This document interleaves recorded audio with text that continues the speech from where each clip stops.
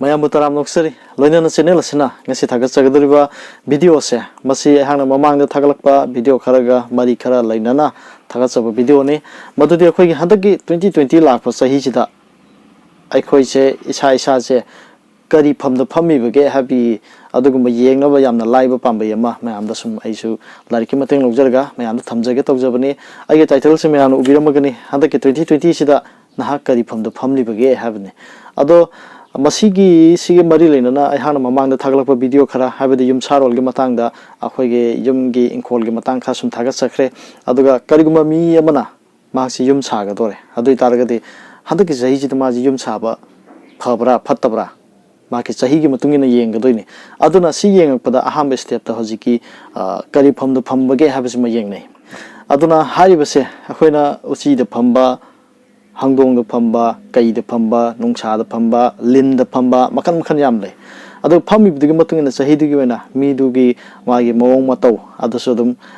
khara thaini ga halaman sing hairamase adum achumba dum khara yawe haibadi khoina lin da phamagadi ma se mi ubiyate kuku kami adi kai de phamagadi ma mi yam khanagani khotkani adum khar leidana adi uchi de phamagadi ma se akhoigi kai hani paisa nung jaje adum masim masit oisu yam laktraga kharaga do isum lai ma watte chaba thapu wa loi kan adum khar leidana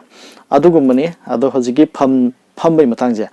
karmaini yenge haibadune masigi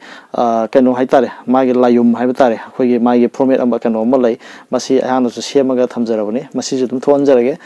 hari base masigi akhoige pham jingje kamai tau haba matamda masing nipan leibani nipan je leiribse san adagi sabu hongdong kakyen kai nongsa uchi lin hariba akhoige nipan chana sumaina pham yengbagi budumain lei nipan je kamai yeng haba matamda akhoige nipan sida su yum chaba yaba pham haibam lei chahi gi matungina aige chahi je samna dai chahi kumunga sore khalaje ai ngasi handak 2020 chahi kumunga sore khalaje example loina kumunga sore gadi kumunga sore je ai kai pham da pham bage habjine samai yengna ga doini aduna pham sida yum chaba yaba pham mari lei mari se kai kai no haiba matamda san ne samu ne kakyen harisine aduga uchi ne mari se sida taragadi yum chaba yare aduga adu nataba le moriba mari haibadi hawdong kai nongsa amadi lin hariba mari ji taraba adu taragadi ma handaki sahi ji goina ma yum chaba yaroi sigumba adugum ahansingna thambirambani aduga hariba sida piriba picture ja masida lairiba akhoi nipan thona lairiba ja pham nipan thong lairiba ja masi nupa amasu nupi gi yengbi khenaba su lei nupa na kama yenggadage nupi na kama yenggadage habidugi matang duni haino ji thamjagadori je sigi video je yengbiraba mutungda adom handaki chahi kai phamdu phambage habise laina dum khangagani adu yengbo lorigasu adum comment sum hairo handaki chahi kai phamdu phambage dum haibiramo ha magi chahi sum haijarage nupagi yengbase kamai yenge haba matamda nupagi yengba hobuse kamai hoge haba matamda nupaji da bu akhoigi khitang khenai nupiga se yengbagi hoba adu masing thiba hobuse nupan hobuse kai haina thariba kai gi mapaje sidigi thiba horkani thiraga masi oirom da chatkani oirom da sum chakhiba kai mathang da la kada je kage la ni adigi mathang da hawdong la ni mathang da samu mathang da san mathang da lin mathang da uchi mathang da nongsa sumaina oyoi na sakitoba nupai jang kai digi hawgani haibadi ma chahi amada hama popuna misida kai digi hawni mathang chahi ani subusida ajigi kage la ni mathang da hawdong la ni mathang da samu la ni sumai sum sakidoni masingje sumaina sum oyoi na thirak pajina mahak na chahi kumunga sure khalasi kai digi chahi kumunga yo bu thirakani sumai sum thigi doini adigi chahi tara oirgadi kai digi chahi tara bu thirani chahi maksi chahi manga ne haje adi tadi kai digi na chahi manga bu thirak tadi kai kayen hawdong samu san ama ne ahum mari manga sanda tare aduna ma hadak se sanda tai sumai haiduni sumai ni yenge nupa ge matamda oyoina na aduga sigi format se sahi gi oina sahi 96 me abu ki oina format ma se semdo e ma se join hazum semdo obane akhoi gi ms excel da changaga semdo ga sigi ju format mai semaga adum hapsara bane sida format asam mer tare sahi mi sina nupa jana sahi kumunga surugadi kare kai phamda tagani sana abada aina ji half ka leibe se masida harib se mathake pareng da lerido kaida ama mapan taraga taret kun gamanga kunthahumdoi sida aida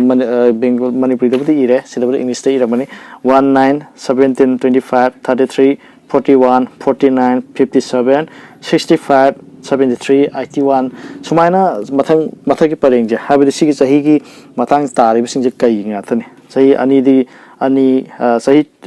kayeng ida leisina 2 10 18 26 34 sumaina pareng masakre sumaina sum laiba aduna sigi promising matun yam laina aije handaki kano sida kaida tari pno ja nupa ga nupi gi khane ga yengbra sina nupa gi ni adu nupi gi na mo kuma yeng haiba matumda nupa gi na kaidi gi horaga oyoine na satkibani wan hobo se kaidi gi hobuni adu nupi gi na kaidi gi hobo haiba matumda san gi howe hek mayong na bada nupa ga nupi gi direct mayong na bada leija kai ga san gi je mayong na leibani mai gi table sigi layum round sida leise adu san gi horaga nupi gi na mo yelom doina lai nupa gi no oirom da sakhibani nupi gi na yelom da laani aduna la khadu san mathang samu mathang hogdong kagen kai nongsa usi lin sumain torga san sumaina muraun lakani aduna nupi gi su hana ma ki ju dum da ha pathame habidi table lama seme san gi da leise 1 9 17 25 33 sumaina chatle san gi pareng samu da ba pareng adagi hawdong da taba sahi pareng sumaina sahi matang haiba tare sumaina semi aduna hariba khogi sigi matang ji yam laibani ahyak su sukang khang de sigi matang jadubu aina sum lairik ta thengna badagi mayam da masi khangal di kana gani haibadi miyoiba mana khogi mahaki kuthi ji yenga maji kaide phangge khotke je ekta kaiguma kuthi im yengdraga su sana dum pa ba yarba format sigi matungina yam laina dum khangbu yarani khandana si thamjabani hojikan gi naharon sing Ingkhol libusingna isa gi sahi do jengbiro haibadi aidero bat matungina yengaga ngasi hajuji 2020 ni 2020 sida ai sahi ka surge yengbiro adugi matungina ai sahi ku munga surgadi ai kai phamda phammige ai sahi tranga surgana kai phamda phammi ai sahi kuntha surgana karamba phamda phammige haibadi yengbiro aduga hairibudo sigi layum sida haitare table haibutare khoina haitaragana masida ulibaja masigi matungina isa gi phamje sida leirabani haidana haijari masi aina khang haidan tawjaban sate masi lairik tege thengna jabani aduga sina khade dum kanarang mani khalle naha singda haibadi masi su yamna tangai fadaba mane aduga yumsaron gi matang da khoi yum saningba sagadoriba singda su khardoi su kanagani haina khandana ngasigi topic ase lokhachabani aduga hairiba sigi matungina nupa ergana oyoine sakani hare kaidigi horaga nupi ergana sande horaga yelomdo unga sakadoni aduna isa gi chahigi matungina isa sa kaida kai phamdo phambagi habado comment amtang de habiramo habade video si yenga kitang kanarabra kitang khangabra habado yengjege tawjabani aduna comment adum habiramo aidana haijari mayam ngasigi video si matang sfaidalo sinjage aduga video si ming tabrio khaipuno po channel asina haninga leitana thagat phongdoksari loina na channel se nungsi biduna subscribe to biramu haijari Kang Laiwa imana, Yaifare.